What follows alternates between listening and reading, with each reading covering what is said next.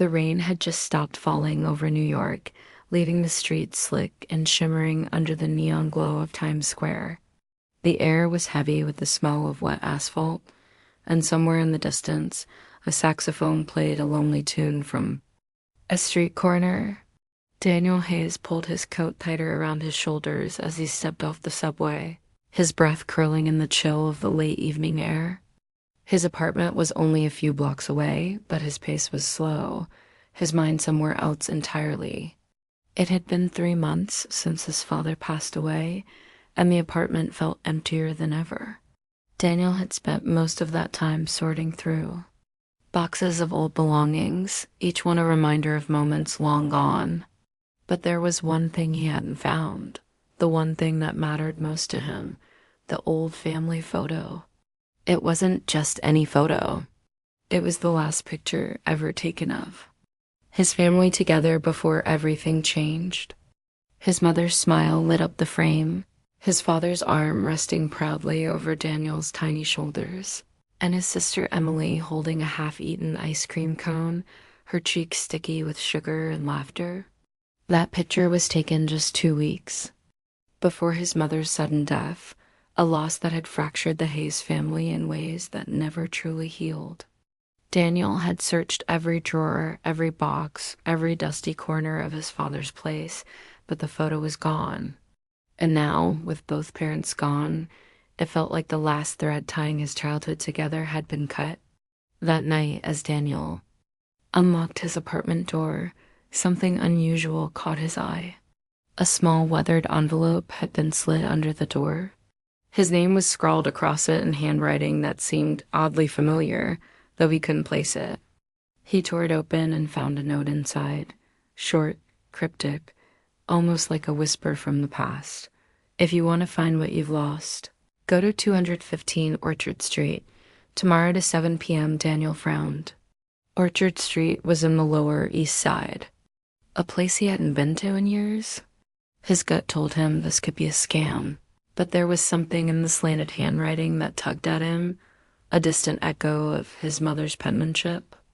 The next evening, the sky was turning violet as Daniel made his way through the narrow streets of the Lower East Side.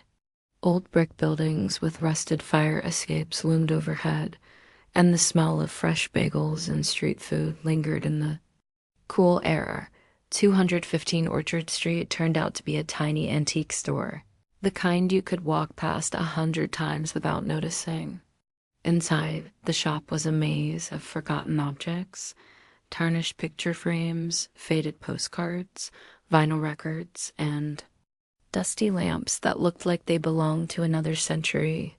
Behind the counter stood a woman in her 70s with sharp eyes and silver hair tied in a bun. "You must be Daniel," she said before he even introduced himself. Daniel froze. "How do you know my name?" She smiled faintly and reached under the counter, pulling out a small, flat package wrapped in brown paper. "Someone left this with me years ago," she said. "They told me to give it to you when the time is right." Daniel's hands trembled as he unwrapped it, and there it was. The family photo, the same one he had been searching for.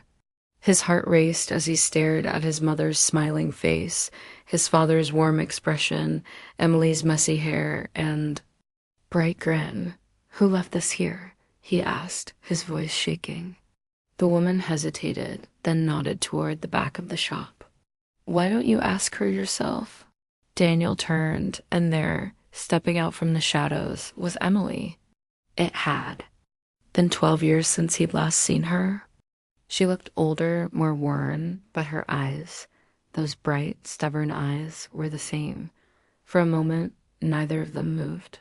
Then Emily's face crumpled and she whispered, "I'm sorry, Danny." They embraced, and all the years of silence between them seemed to collapse into that single moment. She explained how, after their mother died, she had run away from home, unable to deal with their father's grief and anger. She had taken the photo with her, keeping it safe, but guilt had kept her from returning. When their father passed, Emily had left the picture at the antique shop, unsure if she had the courage to see Daniel again. but she realized she couldn't stay away forever. They spent hours in a nearby cafe, talking about everything they had missed, the birthdays, the milestones, the heartbreaks. By the time they stepped back out into the night, the rain had returned, soft and steady, wrapping the city in a silver veil. As they walked together, Daniel tucked the photo into his coat pocket. It wasn't just a picture anymore. It was proof that even after years of loss, some things could be found again. That night, as he placed the photo on his desk, Daniel realized something. Families break, fade, and sometimes disappear for years, but love has a strange way of finding its way back, even through the longest detours. And somewhere in the glow of the New York night, two siblings walk side by side again, the past no longer a weight, but a bridge to the future.